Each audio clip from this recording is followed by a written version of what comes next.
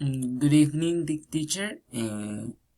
Tonight I'm going to explain the topic about situated learning. My full name is Enrique Alberto Hernández Perez, and I belong to the second grade, Group 3, from the bachelor degree in English teaching on secondary education. So let's start with it.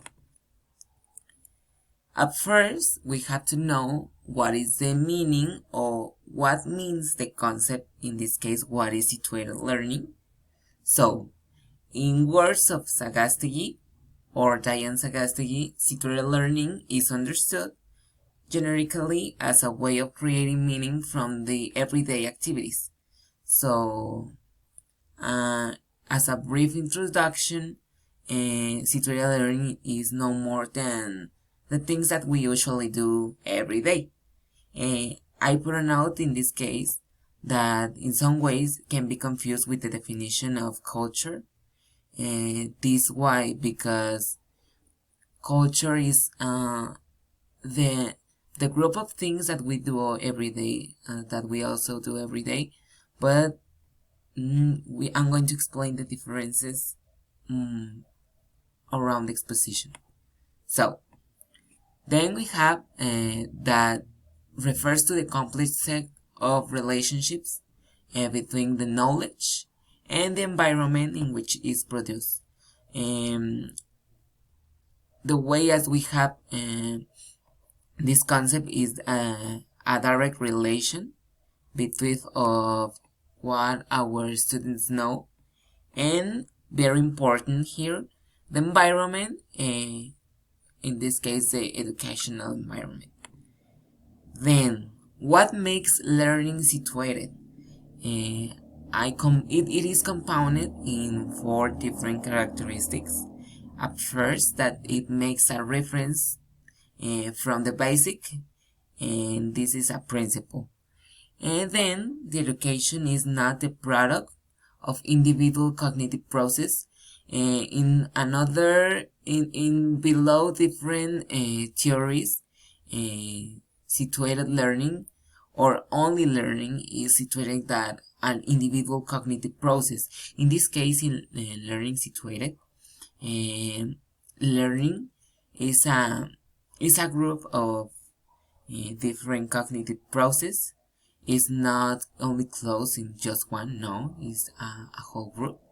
And then the way of such processes are shaped in the activity is a constellation of elements at play, such as perceptions, meanings, intentions, interactions, resources, and choices, as you can see there. Meanings, intentions, interactions, resources, and choices is a whole group that is composed and working together with the cognitive processes. Those processes are the way as students or ourselves process the whole information for make I don't know how to say this word. A cognition. Yes, a cognition. So the next slide says that situated learning, and here I have another quote. Situated learning takes place in a social context and inevitably requires belonging as base of the 3 elements. Here we have 3 elements of situated learning. That is community of practice and belonging and praxis. So, maybe you're wondering of what is community of practice. And a community of practice can be work a team in a company or any group of people in a common activity. It's important that this is going to be worked as a community or as a team. This is not as individuals. This is as a team. In the educational context, it have to be taken or carried out in our classroom. So, includes not only the acquisition of the necessary specialized skills, as I said before, it's not only our individual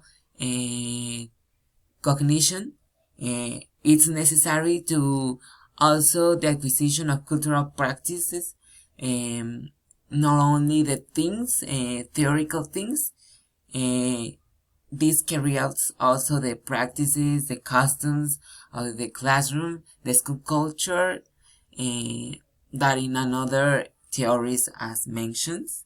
And Frida Diaz Barriga in her book of in situated learning, situated teaching, she mentioned actually the school culture as an important tool of the learning process. So in this case, this theory of community practice reinforced these approaches, as I can say that.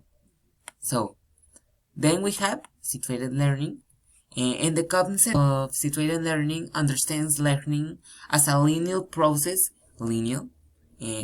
that must be followed as series steps that develop from apprentice to experts, and as a continuous growth. It keeps growing as a social structure, and as I said before, the community practice. According to this concept, the opportunity to participate in meaningful activities, the right to belong, and the choice of spaces, the environmental context, and for practice and experience are more important than in school, university, classroom, teachers, and learning materials or exams. Then we have the 4 dimensions of situated learning. Wenger in 1999 established these 4 dimensions, and I show a little map about these 4 dimensions, and it's quoted in Niemeyer and other texts that if you want the reference at the end, I'm going to show you. And it has the 4 dimensions that I mentioned before. It is in Spanish, but I'm going to tell you in English because it's the appropriate. The context, identity, and the